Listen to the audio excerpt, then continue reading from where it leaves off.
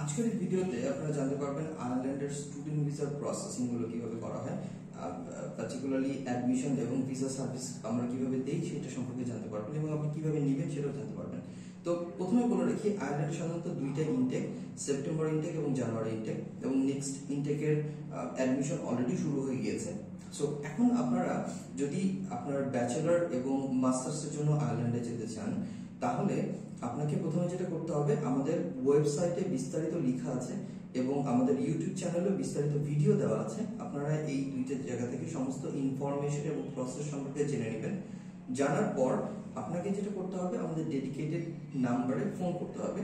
Phone করে তারপর আপনার ইনফরমেশন গুলো দিতে হবে। ইনফরমেশন সাচ অ্যাজ আপনার একাডেমিক ব্যাকগ্রাউন্ড, আপনি কি করেন বর্তমানে, আয়ারল্যান্ডে কেউ থাকে কিনা, আপনার প্রিভিয়াস কোনো স্টাডি গ্যাপ আছে কিনা বা রিফিউজাল আছে কিনা, আপনাকে স্পন্সর কে করবে, এই ইনফরমেশন গুলো আপনি জানাবেন।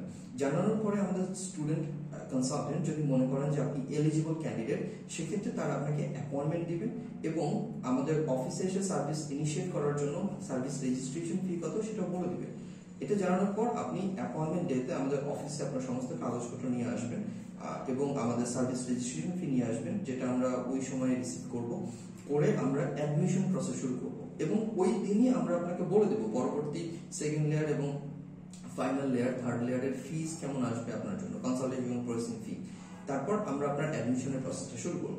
অ্যাডমিশন যখন হয়ে যাবে, আপনি অফার লেটার পেয়ে যাচ্ছেন।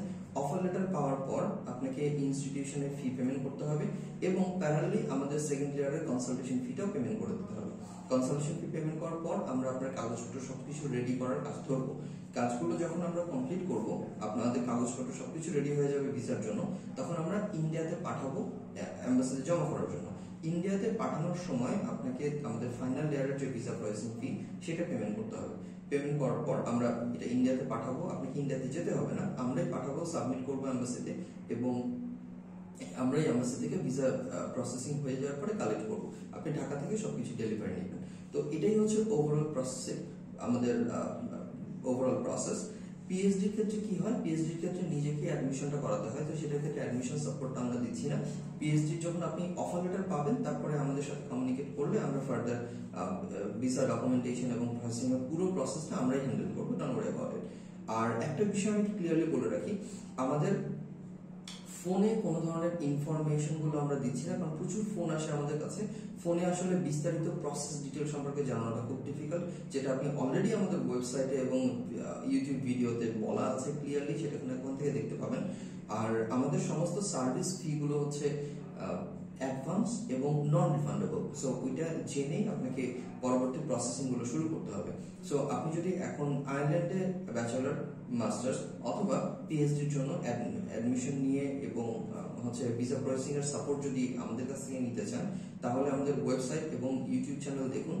ক্লিয়ারলি ওগুলো সমস্ত কিছু দেখার পর আপনি আমাদের স্টুডেন্ট ডেডিকেটেড নাম্বারে ফোন করুন। ফোন করে পরবর্তী ইনস্ট্রাকশন গুলো নিয়ে অফিসে এসে আমাদের প্রসেস শুরু করুন। সো এইটাই হচ্ছে ওভারঅল প্রসেস। আপনার যদি কোনো কনফিউশন থাকে, আমি ডিসক্রিপশন বক্সে অলরেডি লিংক এবং ফোন নাম্বার সব দিয়ে দিয়েছি। প্লাস আপনি কমেন্ট করে আমাদেরকে জানাতে পারবেন যে এক্স্যাক্টলি আপনার এখন কি করা উচিত। হ্যাঁ, so thank you very much for your time. সবাই ভালো থাকুন, সুস্থ থাকেন। আসসালামু আলাইকুম।